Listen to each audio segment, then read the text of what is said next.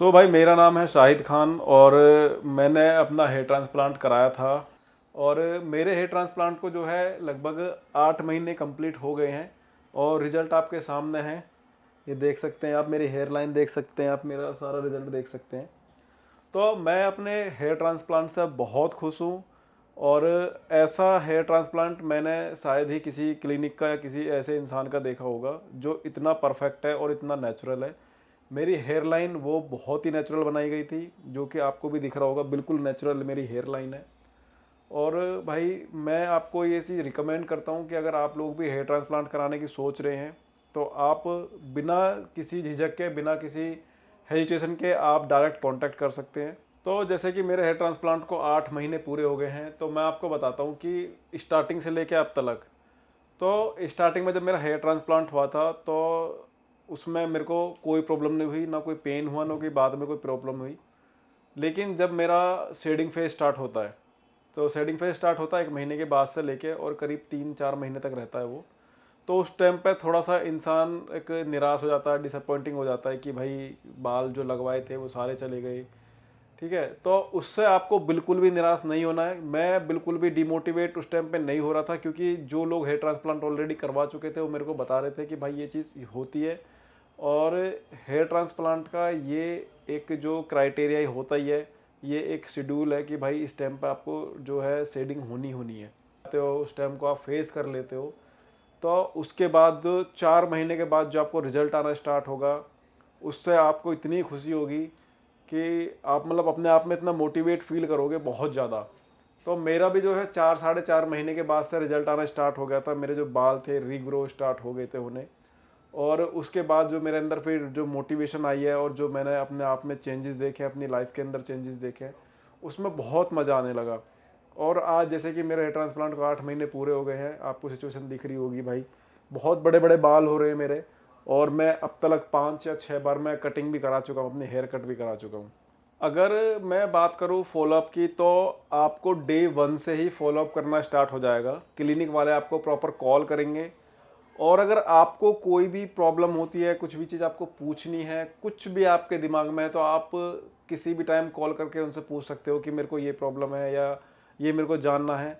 वो आपको तुरंत उसका फीडबैक देंगे, आपको तुरंत वो चीज़ें बताएंगे। और अगर आपको ये है कि 2 महीने, 4 महीने, 6 महीने आपको हो गए हैं और आप तब भी कुछ ना कुछ उनसे पूछना चाहते हो, तो भी वो आपको सारी चीज़ें बताएंगे। मतलब आपको पूरा, आपको टेंशन लेने की कोई ज़रूरत नहीं है। दूसरी बात यह है कि वो खुद भी आपसे कॉल कर करके पूछते रहते हैं कि आज आपकी मेडिसिन है, आपका जो पीआरपी होनी है, आपकी जीएफसी होनी है, आपका रिजल्ट कैसा रहा, आपको कोई प्रॉब्लम तो नहीं है।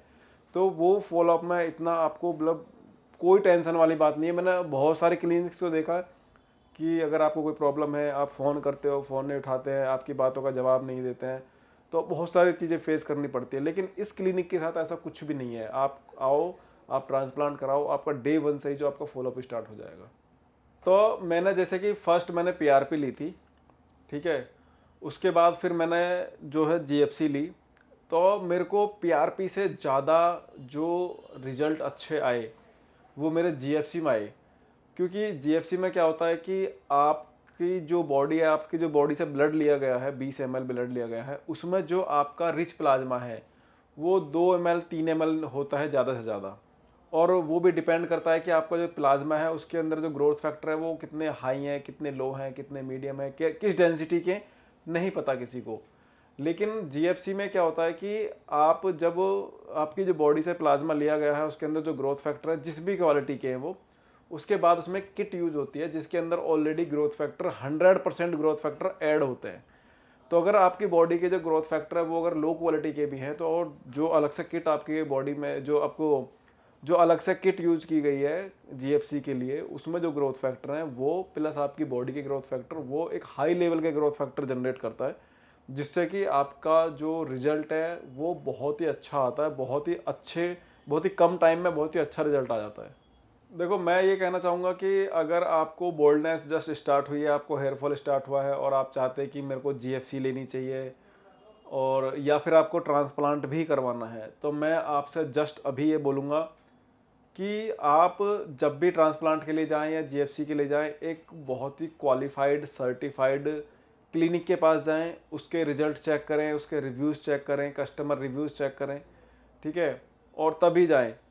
और क्योंकि जितने अच्छे क्लिनिक्स के पास आप जाओगे उतनी अच्छी आपको सुविधाएं मिलेंगी, उतनी अच्छी और नई टेक्निक के साथ आपका ट्रांसप्लांट किया जाएगा, उतने ही आपके जो फॉलोअप अच्छे रहेंगे, आपका रिजल्ट अच्छा रहेगा, आपकी जो दवाइयों की क्वालिटी है वो अच्छी रहेगी, जो जीएफसी में हो रही है आपके उसके अंदर जो किट यूज़ की जा रही है वो भी बहुत अच्छे हाई लेवल की यूज़ की जाती है।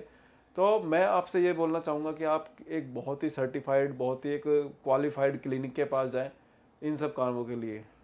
देखो मेडिसिन की अगर मैं बात करूँ, मेरे को 8 महीने हो गए ट्रांसप्लांट कराए हुए, और इसमें जो लोगों का बहुत ज़्यादा मिथ ये होता है कि भाई अगर हम मेडिसिन लेते हैं तो हमारी जो बॉडी के ऊपर कुछ उसके साइड इफ़ेक्ट होंगे या कुछ होंगे। तो मैं आपको एक चीज़ क्लियर कर देता हूँ कि 8 महीने मुझे हो गए हैं लेते हुए, और मैंने मिनॉक्सिडिल भी यूज़ किया है, मैंने फिनेस्ट्रॉइड भी यूज़ कर रहा हूँ, मैं सीरम भी यूज़ कर रहा हूँ, मैं मल्टीविटामिन भी यूज़ कर रहा हूँ, मैं विटामिन D3 भी यूज़ कर रहा हूँ, सब चीज़ें यूज़ कर रहा हूँ मैं। लेकिन बॉडी के ऊपर इसके कोई भी नेगेटिव इम्पैक्ट नहीं है अभी तक, ठीक है। और अगर आपको मैं क्लियर कर देता हूँ, अगर फिनेस्ट्रॉइड टैबलेट से अगर आपको कोई साइड इफ़ेक्ट दिख रहा है कि भाई मेरे को फिनेस्ट्रॉइड लेने से ये चीज़ का साइड इफ़ेक्ट है, तो आपको कुछ नहीं करना है, सिर्फ 10 से 15 दिन के लिए वो आपको फिनेस्ट्रॉइड छोड़ देनी है, और 10 से 15 दिन के अंदर आप वापस से उसी पोजीशन में आ जाओगे, अपने आप को रिकवर कर लोगे।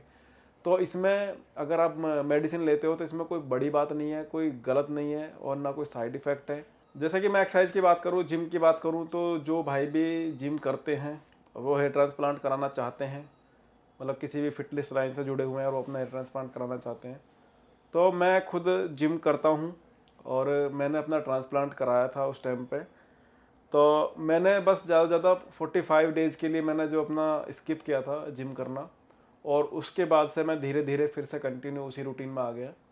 और मैं तो बस आपसे ये कहूँगा, आप अच्छी डाइट लें, अच्छा एक्सरसाइज करें, और इस चीज़ के जो इफ़ेक्ट होते हैं वो आपकी हेयर पे भी दिखाई देंगे, आपकी ग्रोथ पे भी दिखाई देंगे। डाइट की अगर मैं बात करूं तो आप देखो, मैं सीधा सीधा बताऊंगा कि अगर आपको डाइट लेनी है तो मैं तो आपसे ये कहूँगा कि बाहर का जो ऑयली होता है उसे आप छोड़ो, जंक फूड टाइप की जो चीज़ें होती है ये आप छोड़ो। लेकिन अगर आपको ये है कि भाई खाना है तो महीने में 2 महीने में आप एक आध बार ले सकते हो, लेकिन पर डे का या 2 दिन में 3 दिन में ये चीज़ें छोड़ दो, क्योंकि ये आपका सिर्फ हेयर ट्रांसप्लांट पे ही नहीं, ओवरऑल बॉडी पे भी साइड इफ़ेक्ट है इसके। और अगर आपको खाना है तो आप अच्छे ड्राई फ्रूट खाओ, और आप अच्छे फ्रूट्स खाओ, कुछ जूस पियो, या कोई भी प्रोटीन वाली चीज़ें लो। तो ये सब चीज़ें आप यूज़ कर सकते हो। लेकिन जो बाहर के जंक फूड ये सब चीज़ें होती हैं जो सब बताते हैं कि भाई ये गंद है, तो उस चीज़ को ना आप अगर खाएं तो ज़्यादा अच्छा है। तो मैं आपको बता दूं कि मैं रहता हूं नोएडा में, ठीक है, और मैंने अपना हेयर ट्रांसप्लांट कराया था हरिद्वार से, ठीक है। तब तक मेरे को पता नहीं था कि दिल्ली में भी क्लिनिक है, इसलिए मैंने हरिद्वार से कराया था। लेकिन जब मैंने हरिद्वार से करा लिया उसके बाद उन्होंने बताया कि हमारा दिल्ली में भी क्लिनिक है। तो अभी मैं जब अपना ट्रीटमेंट होता सारा, मैं अपनी मेडिसिन लेता हूँ, और मैं अपनी जो जीएफसी, पीआरपी या जो भी मेडिसिन है मेरी, मैं सारी जो लेता हूँ ये दिल्ली वाले क्लिनिक से लेता हूँ, जो कि मेरे को बहुत ही पास पड़ता है। मेरे घर से 35 से 40 किलोमीटर की दूरी पे है, और 1 डेढ़ घंटा मेरे को आने में लगता है यहाँ पर, ठीक है। आप अगर आपको भी दिल्ली वाले क्लिनिक पर विजिट करना है तो आप रोहिणी में आ सकते हैं। अगर आप मेट्रो से आते हैं तो आपको सबसे नियरेस्ट मेट्रो स्टेशन जो पड़ेगा वो पीतमपुरा वाला पड़ेगा, और वहाँ से उतर के आप किसी से भी पूछ सकते हैं, या फिर आप लोकेशन से भी आ सकते हैं।